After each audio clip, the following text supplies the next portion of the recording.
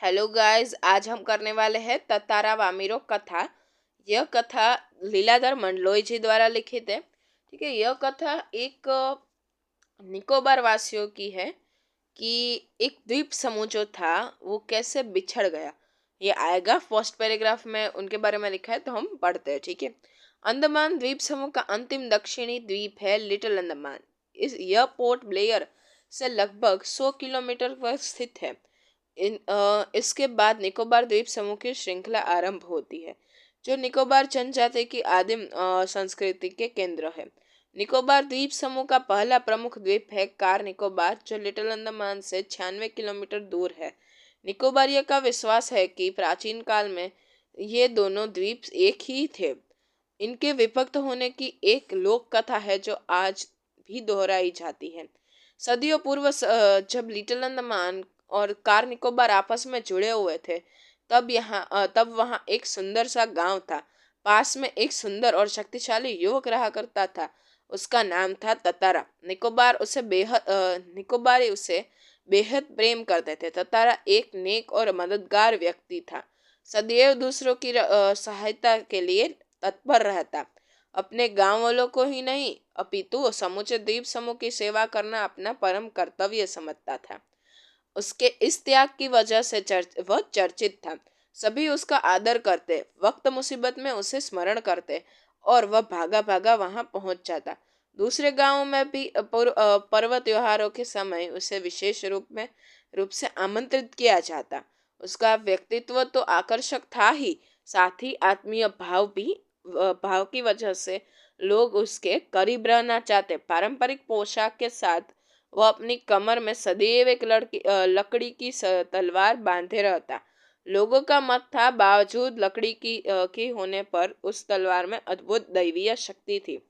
ततारा अपनी तलवार को कभी अलग न होने देता। उसका दूसरों के सामने उपयोग भी न करता, किंतु उसके चर्चित साहसिक कारनामों के कारण लोग बाग तलवार में अद्भुत शक्ति का होना मानते थे। ततारा की तलवार एक विलक्षण रहस्य थी। ठीक है, तो एक स्टोरी कहाँ की है। लिटिल अंडमान और कार निकोबार, निकोबारियों का मानना है कि वो दोनों पहले एक ही थे। अभी वो 96 किलोमीटर दूर है। ठीक है, तो उनकी एक विभक्त होने की एक लोक कथा है। वो लोक कथा के बारे में हम जानने वाले। तो पहले थोड़ा हम बैकग्राउंड या सेटिंग बता देते हैं स्टोरी का। तो जो एक बहुत खूबसूरत का गांव था, उधर एक सुंदर और शक्तिशाली युवक रहता था। वह कौन था? ततारा। वो बहुत ही नेक और मददगार था, सबकी मदद करता था। ठीक है, और समूचे द्वीपवासियों की सेवा करना अपना परम कर्तव्य, उसकी रिस्पॉन्सिबिलिटी मानता था। ठीक है, उसके त्याग की वजह से वो सभी जगह चर्चित था। वो दिखने में भी अच्छा, उनका आत्मीय स्वभाव भी अच्छा था और वो उसका व्यक्तित्व भी आकर्षक था। वो कोई भी पर्व त्योहारों पे विशेष रूप से आमंत्रित उसको किया जाता था। ठीक है, और उसके पास एक लकड़ी रहती थी। वो एक एक तलवार रहती थी। वो लकड़ी की तो थी, लेकिन सब लोगों का मानना था कि वो एक दैवीय शक्ति वाली है। दैवीय मतलब देव, दैवीय मतलब देव मतलब यानी ईश्वर। ठीक है, तो हम आगे पढ़ते हैं। हम्म, और एक बात, ततारा कभी भी यह तलवार का उपयोग न करता। ठीक है, एक शाम ततारा दिन भर के अथक परिश्रम के बाद समुद्र किनारे टहलने निकल पड़ा। सूरज समुद्र से लगे क्षितिज तले डूबने को था। समुद्र से ठंडी बयारें आ रही थी। पक्षियों की सायंकालीन चहचहाटे सने सने क्षीण होने को थी। उसका मन शांत था। विचार मग्न ततारा समुद्री बालू पर बैठकर सूरज की अंतिम रंग बिरंगी किरणों को समुद्र पर निहारने लगा। तभी कहीं पास से उसे मधुर गीत गूंजता सुनाई दिया। गीत मानो बहता हुआ उसकी तरफ आ रहा हो। बीच बीच में लहरों का संगीत सुनाई देता। गायन इतना प्रभावी था कि वह अपनी सूझबूझ खोने लगा। लहरों के एक प्रबल वेग ने उसकी तंद्रा को भंग की। चैतन्य होते ही वह उधर बढ़ने को विवश हो उठा, जिधर से अब भी गीत के स्वर आ बह रहे थे। वह विकल सा उस तरफ बढ़ता गया। अंततः उसकी नजर एक युवती पर पड़ी जो ढलती हुई शाम के सौंदर्य में बेसुध एकटक समुद्र की किनारे पर डूबते आकर्षक रंगों को निहारते हुए गा रही थी। यह एक श्रृंगार गीत था। उसे ज्ञात ही न हो सका कि कोई अजनबी युवक उसे निशब्द ताके जा रहा था। एकाएक एक ऊंची लहर उठी और उसे भिगो गई। वह हड़बड़ाहट में गाना भूल गई। उसके पहले कि वह सामान्य हो पाती उसने अपने कानों में गूंजती गंभीर आकर्षक आवाज सुनी। तुमने एकाएक इतना मधुर गाना अधूरा क्यों छोड़ दिया? ततारा ने विनम्रता पूर्वक कहा। अपने सामने एक सुंदर युवक को देखकर वह विस्मित हुई। उसके भीतर किसी कोमल भावना का संचार हुआ, किंतु अपने को संयम कर उसने बेरुखी के साथ जवाब दिया, पहले बताओ तुम कौन हो? इस तरह मुझे घूरने और इस असंगत प्रश्न का कारण अपने गांव के अलावा किसी और गांव के युवकों के प्रश्न को का उत्तर देने में मैं बाध्य नहीं। यह तुम भी जानते हो। तो तरह मानो सूझ बूझ खोए हुए था। जवाब देने के स्थान पर उसने पुनः अपना प्रश्न दोहराया, तुमने गाना क्यों रोक दिया? गाओ, पूरा करो। सचमुच तुमने बहुत सुरीला कंठ पाया है। यह तो मेरे प्रश्न का उत्तर न हुआ, युवती ने कहा। सच बताओ, तुम कौन हो? लपाती गांव में तुम्हें कभी नहीं देखा। ततारा मानो सम्मोहित था। उसके कानों में युवती की आवाज ठीक से पहुंच न सके। उसने पुनः विनय की, तुमने गाना क्यों रोक दिया? गाओ ना। युवती झुंझला उठी। वह कुछ और सोचने लगी। अंततः उसने निश्चय पूर्वक एक बार पुनः लगभग विरोध करते हुए कड़े स्वर में कहा, धीरता की हद है। मैं जब से परिचय पूछ रही हूँ और तुम बस एक ही राग आलाप रहे हो। गीत गाओ, आखिर क्यों? क्या तुम्हें गांव का नियम नहीं मालूम? इतना बोलकर वह जाने के लिए तेजी से मुड़ी। ततारा को मानो कुछ होश आया। उसे अपनी गलती का एहसास हुआ। वह उसके सामने रास्ता रोककर मानो गिड़गिड़ाने लगा, मुझे माफ कर दो। जीवन में पहली बार मैं इस तरह विचलित हुआ हूँ। तुम्हें देखकर मेरी चेतना लुप्त हो गई थी। मैं तुम्हारा रास्ता छोड़ दूंगा, बस अपना नाम बता दो। ततारा ने विवशता में आग्रह किया। उसकी आंखें युवती के चेहरे पर केंद्रित थी। उसके चेहरे पर सच्ची विनय थी। वाह मीरो, एक रस घोलती आवाज उसके कानों में पहुंची। वामीरो, वामीरो, वाह कितना सुंदर नाम है। कल भी आओगी ना? ततारा ने याचना भरे स्वर में कहा। ठीक है, तो अभी ततारा ने बहुत थका हुआ था वो पूरे दिन से काम करके। तो वो एक नदी के किनारे गया जहाँ बहुत अच्छा दृश्य बना था। सूरज का जो ढल रहा था और वो एक परफेक्ट सीन बना रहा था। फिर उनको एक युवती के गाना सुनाई पड़ा, बहुत अच्छा। और उनके साथ लहरों की आवाज भी इतनी मधुर और मधुर, दोनों साथ में मधुरमय राग लग रहे थे। ठीक है, फिर एक झटका वाली लहर आई जिसके कारण वो जो युवती थी वो गाना भूल गई। फिर ततारा उन्हें पूछने लगा कि वो उसके और खींचा चला गया। और फिर उधर उन्होंने पूछा कि तुमने गाना बंद कर दिया? ठीक है, वो लड़की को भी थोड़ी देर तो ऐसा रहा, उनके अंदर भी कुछ हुआ। ठीक है, लेकिन उन्होंने ऐसा बोला कि तुम कौन हो? सब उनको पता है कि मैं किसी और गांव के लड़के के साथ बात नहीं कर सकती। उनका उत्तर देना मैंने, लेकिन ततारा को कुछ सूझबूझ नहीं थी। ठीक है, वो बेसुध था।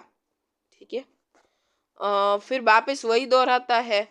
तो युवती बोलती है कि ये तो मेरा प्रश्न का उत्तर नहीं है। सच बताओ, तुम कहाँ के हो? लपाती गांव में। मैंने कहा तो कभी तुमने देखा नहीं है। तारा तो भी वही आलाप रहा है, तुमने गाना क्यों रोक दिया? गाओ ना। फिर अंततः उसने लड़की ने बोला कि धीरता की हद है। ठीक है, वो जब से परिचय पूछ रही है, वो कब से बोल रही है कि तुम कौन हो, कौन हो, कौन हो, लेकिन नहीं, तुम तो कहे ही जा रहे हो गाना गाओ, गाना गाओ, गाना गाओ। लेकिन क्यों? आखिर क्यों? ठीक है, क्या ततारा को गांव के नियम नहीं पता? ठीक है, इतना बोलकर वो तेजी से जाने लगी। फिर ततारा ने बीच में से गिड़गिड़ाते हुए कहा कि मुझे माफ कर दो, मैं थोड़ा विचलित हो गया था। ठीक है, उसने बोला कि मैं तुम्हारा रास्ता छोड़ दूंगा, बस अपना नाम बता दे। तो जो लड़की थी उसने अच्छे आवाज में या रस घोलती आवाज में बोला, वामिरो। ठीक है, और फिर ततारा पूछता है कि क्या वो दूसरे दिन इधर आएंगी। आगे हम पढ़ते हैं। नहीं, शायद कभी नहीं, वामिरो ने अन्य पूर्वक कहा और झटके से लपाथे की और तरफ बेसुध सी दौड़ पड़ी। पीछे ततारा के वाक्य गूंज रहे थे। ठीक है, अगर ऐसे बड़े कभी आ जाते हैं अन्य मनस्कता पूर्वक तो मैं तो पढ़ सकती हूँ, लेकिन मैंने बीच बीच में आपको ऐसे पाठ करके पढ़ा जिसके कारण इजी आपको भी पता चले कैसे पढ़ना है। फर्स्ट, अन्य मन स्कता स्कता पूर्वक, अन्य मनस्कता पूर्वक। ठीक है, वामिरो मेरा नाम ततारा है, कल मैं इसी चट्टान पर प्रतीक्षा करूंगा, तुम्हारी बाट जोऊंगा, जरूर आना। वामिरो रुकी नहीं, भागती ही गई। ततारा उससे जाते हुए निहारता गया। ठीक है, तो अभी क्या हुआ कि उन्होंने पूछा कि वापिस आओगे, तो वामिरो ने बोला शायद कभी नहीं। फिर ततारा ने बोला मेरा नाम ततारा है और मैं तुम्हारी बाट जोऊंगा, मतलब मैं तुम्हारी राह देखूंगा। ठीक है, और वह वामिरो भागती हुई चली गई। ठीक है, वामिरो घर पहुंचकर भीतर ही भीतर कुछ बेचैनी महसूस करने लगी। उसके भीतर ततारा से मुक्त होने की एक झूठी छटपटाहट थी। एक झल्लाहट में उसने दरवाजा बंद किया और मन को किसी और दिशा में ले जाने का प्रयास किया। बार बार ततारा का याचना भरा चेहरा उसकी आंखों में तैर रहा था। उसने ततारा के बारे में कई कहानियां रखी थी। उसकी कल्पना में वह एक अद्भुत साहसी युवक था, किंतु वही ततारा उसके सम्मुख एक अलग रूप में आया, सुंदर, बलिष्ठ, किंतु बेहद शांत, सभ्य और भोला। उसका व्यक्तित्व कदाचित वैसा ही था जैसा वह अपने जीवन साथी के बारे में सोचती रही थी, किंतु एक दूसरे गांव के युवक के साथ यह संबंध परंपरा के विरुद्ध था। अतएव उसने उसे भूल जाना ही श्रेयस्कर समझा, किंतु यह असंभव जान पड़ा। तो तारा बार बार उसकी आंखों में के सामने था, निर्निमेष याचक की तरह प्रतीक्षा में डूबा हुआ। तो अभी घर जाके वामिरा उसके बारे में सोचती है। उसने जो कहानियां सुनी थी उससे तो बहुत ही अलग था तारा इधर उनके सामने आया। ठीक है, सुंदर है, बलिष्ठ, शांत, सभ्य और भोला। तो उसे लगता है कि वो जो अपना जीवन साथी के बारे में सोच रही थी वो एग्जैक्टली वो ऐसा ही चाहती थी, लेकिन ऐसा पॉसिबल नहीं है क्योंकि एक रूढ़ी है उधर की कि कोई दूसरे गांव के साथ दूसरे युवक के साथ वो लोग शादी या साथ में संबंध नहीं बना सकते। ठीक है, किसी तरह रात बीती दोनों किसी तरह रात बीती, दोनों के हृदय व्यथित थे। किसी तरह आचरहित एक ठंडा और उबाऊ दिन गुजरने लगा। शाम की प्रतीक्षा थी ततारा के लिए मानो पूरे जीवन की अकेली प्रतीक्षा थी। उसके गंभीर और शांत जीवन में ऐसा पहली बार हुआ था। वह अचंभित था, साथ ही रोमांचित भी। दिन ढलने को काफी पहले वह लपाती की उस समुद्री चट्टान पर पहुंच गया। वामिरो की प्रतीक्षा में एक एक पल पहाड़ की तरह भारी था। उसके भीतर एक आशंका भी दौड़ रही थी। अगर वामिरो न आई तो वह कुछ निर्णय नहीं कर पा रहा था, सिर्फ प्रतीक्षारत था। बस आस की एक किरण थी जो समुद्र के देह पर डूबती किरणों की तरह कभी भी डूब सकती थी। वह बार बार लपाती के रास्ते पर नजर दौड़ाता। सहसा नारियल के झुरमुट में उसे एक आकृति कुछ साफ हुई। कुछ और उसकी खुशी का ठिकाना न रहा। सचमुच वह वामिरो थी। लगा जैसे वह घबराहट में थी। वह अपने को छुपाते हुए बढ़ रही थी, बीच बीच में इधर उधर दृष्टि दौड़ाना न भूलती। फिर तेज कदमों से चलती हुई ततारा के सामने आकर ठिठक गई। दोनों शब्दहीन थे, कुछ था जो दोनों के भीतर बह रहा था। एकटक निहारते हुए वे जाने कब तक खड़े रहे। सूरज समुद्र की लहरों में कहीं खो गया था, अंधेरा बढ़ गया था। अचानक वामिरो कुछ सचेत हुई और घर की तरफ दौड़ पड़ी। ततारा अब भी वहीं खड़ा था, निश्चल, शब्दहीन। दोनों रोज उसी जगह पहुंचते और मूर्तिवत एक दूसरे को निर्निमेष ताकते रहते। बस भीतर संपर्ण समर्पण था जो अनवरत गहरा था, गहरा रहा था। लपाती के कुछ युवकों ने उस इस मूक प्रेम को भाप लिया और खबर हवा की तरह बह गई, बह उठी। वामिरो लपाती ग्राम की थी और ततारा पासा का दोनों का संबंध संभव न था। रीति अनुसार दोनों को एक ही गांव का होना आवश्यक था। वामिरो और लतारा को समझाने बुझाने के कई प्रयास हुए, किंतु दोनों अड़िग रहे। वे नियमतः लपाती के उसी समुद्र किनारे पर मिलते रहे। अफवाहें फैलती गई। ठीक है, तो अभी दोनों के लिए एक दिन कटना बहुत मुश्किल था। फिर ततारा तो जल्दी जाकर ही उधर किनारे पहुंच गया। ठीक है, फिर वो सोच रहा था कि वो आएगी कि नहीं आएगी। उसने कंपेयर किया है लहरों के साथ, मतलब जैसे क्या लहर है ऐसा और ऊंची भी हो सकती है और नीचे गिर के, तो वैसे ही वो बोल रही आशा, या तो आशा पूरी होगी उसकी या नीचे कर। फिर क्या, उसने एक वृक्ष में से उसको एक आकृति बन रही थी, पीछे उसको कुछ दिखाई दे रहा था और वो वामिरो थी। उसका खुशी का ठिकाना ना रहा। ठीक है, वो दोनों को रोज मिलते और ऐसे ही देखते रहते। फिर थोड़े समय बाद वामिरो का लगता है अभी चलो घर जाना, तो घर चली जाती, लेकिन तारा रोज उधर ही ऐसे ही अडिग रहा निश्चल। ठीक है, फिर रोज आते दोनों रोज जाते। ठीक है, और कोई कोई लोग ने ये भाप लिया था। और क्या, कोई भी बात दिखती है एक हवा की तरह, अफवाह तो हवा की तरह उड़ जाती है, राइट। तो वैसा ही हुआ। काफी लोगों ने समझाना बुझाने का ट्राई किया, लेकिन ऐसा वो लोग समझे नहीं। ठीक है, कुछ समय बाद पासा गांव में पशु पर्व का आयोजन हुआ। पर्व में हृष्ट पुष्ट पशुओं के प्रदर्शन के अतिरिक्त पशुओं के युवकों की शक्ति परीक्षा प्रतियोगिता भी होती है। वर्ष में एक बार सभी गांव के लोग हिस्सा लेते हैं। बाद में नृत्य, संगीत और भोजन का भी आयोजन होता है। शाम से सभी लोग पासा में एकत्रित होने लगे। धीरे धीरे विभिन्न कार्यक्रम शुरू हुए।